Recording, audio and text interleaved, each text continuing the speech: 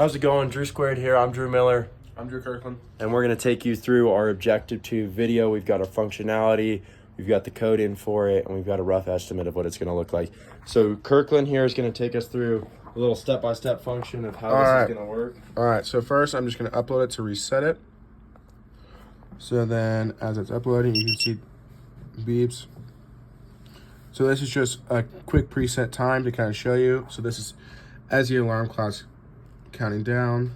You can see, so give it one more second. It goes off, press your snooze button, and then just resets. And then also, if you want to add more time, you just press your minute button, and you can also press your hour. And those will add more time. So working through the actual code, starting from the top, this is just pretty much setting up our time.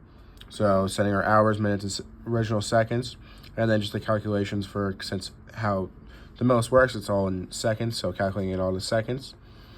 A lot more initializing on motor speeds, more initializing. And this is where it's, so this is just saying, so for an hour pin, it adds an hour, adds one, and then this is actually, and then the hour is where it calculates the time. Same for minutes, is adding 1 minute. Scrolling down still.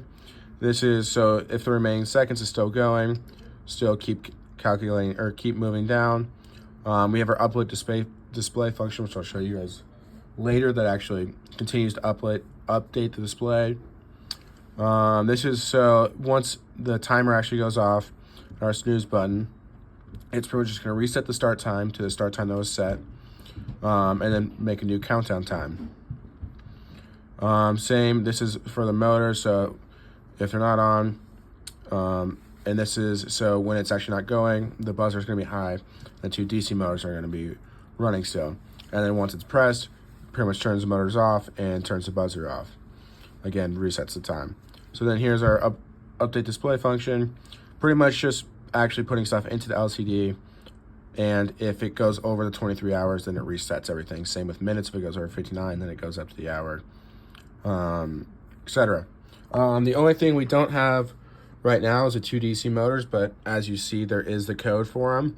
It's just we still need to figure out how we're going to pull enough voltage to be able to put two DC motors on it. Okay, so I'm going to take back over. I'm going to show you a little bit of what our final design is hoping to look like. So this is kind of the outside. It's a little rough with this wheel sticking off, but deep dive into it. So we're going to have the LCD right here. The buttons are going to be put up here, so we're going to do hour, minute, and then snooze over here. So the goal is to, as this rolls away, you'll be able to grab it and pick it up and press one of those things.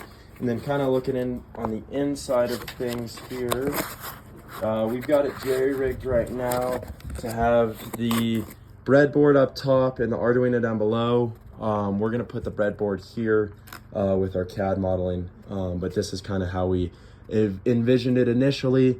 And then what's going to happen is all these, are you able to hold this, Drew, for me? All the wiring is going to go down in here. Final project is probably going to hopefully have the Arduino down here, breadboard up here, wiring in between. But as you can see, there's a little slot for the LCD that's going to stick out. It's actually surprisingly snug in there as itself. And then this will close up on this side, and it'll have another wheel to turn. So lastly, the things that we need to work on, in terms of my half of the project, I need to 3D model it on CAD still. That's where we're going to get the final decision of where we're going to put the breadboards, where the Uno is going to go, all sort of that good stuff, and then how we're going to fit it all in the project. But Drew has done a great job with the coding here. As he said before, we just have to find a way to get some more power to the DC motors. So whether that's through another Arduino board powered up or some other way, we're gonna figure it out. But we're in a great spot right now, and thanks for watching.